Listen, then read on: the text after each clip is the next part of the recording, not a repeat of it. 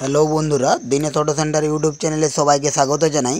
আজ আমাদের কাছে TVS XL 100 heavy duty FI আছে আমাদের কাছে। আমাদের বাইক প্রবলেম হচ্ছে, কিছু দূর যাওয়ার পরে বাইক বন্ধ হয়ে যাচ্ছে আর বাইক টানছে না। আমাদের প্রবলেম এই যে বাইক স্টার্ট করছি, স্টার্ট হচ্ছে, কিছু দূর যাওয়ার পরে বাইক বন্ধ হয়ে যাচ্ছে। বাইক বন্ধ হয়ে গেলে আর বাইক টানছে না। এই যে আমাদের বাইক স্টার্ট হচ্ছে, বাইক বন্ধ হয়ে গেলে আর টানে না। এই যে বাইক, তো এটার টাঙ্কি খুলবো, এই যে সাইডের যে কভারগুলো এগুলো খুলবো। তো আমাদের কোনো সেন্সারের প্রবলেম নেই। সেন্সারের প্রবলেম হলে যে চেক ইঞ্জিন লাইট জ্বলে থাকবে। তো আমরা এবার চেক করব এর যে টাঙ্কিতে তেল আছে কি না। প্রথমে চেক করব টাঙ্কিতে তেল আছে কি না। এই যে এই পাইপ খুলে দেখব,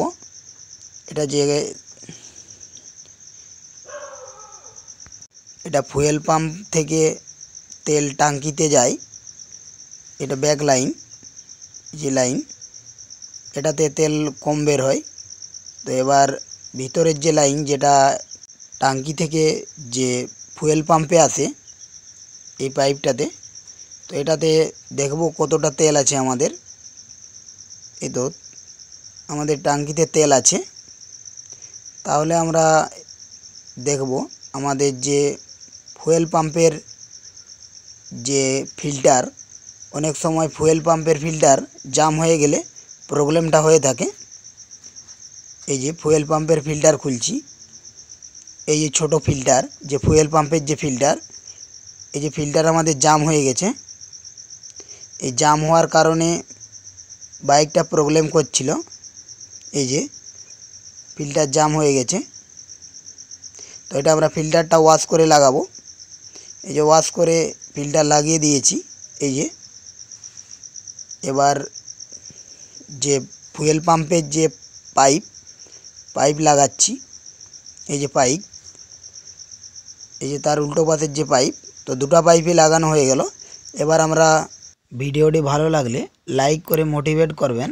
চ্যানেলটির সাথে জুড়ে থাকার জন্য চ্যানেলটি সাবস্ক্রাইব করে রাখবেন। এই চ্যানেলে বিভিন্ন ধরনের বাইকের রিপেয়ারিং ভিডিও দেওয়া হয়। এবার আমরা স্টার্ট করে প্রবলেম চেক করব। তো প্রবলেমটা আশা করি সলভ হয়ে যাবে। যদি না হয় প্রবলেম সলভ, তো আমাদের যে ফুয়েল পাম্প আছে খুলে ওয়াশ করে লাগালে প্রবলেম সলভ হয়ে যাবে। তো আমরা এটা লাগিয়ে চেক করে দেখব। এই যে স্টার্ট করছি, এই যে স্টার্ট হয়ে গেল। বাইকটা চালিয়ে দেখব প্রবলেম আমাদের সলভ হলো কি না। ভিডিওটা এই পর্যন্তই। পরের ভিডিও দেখার জন্য চ্যানেলটির সাথে জুড়ে থাকুন।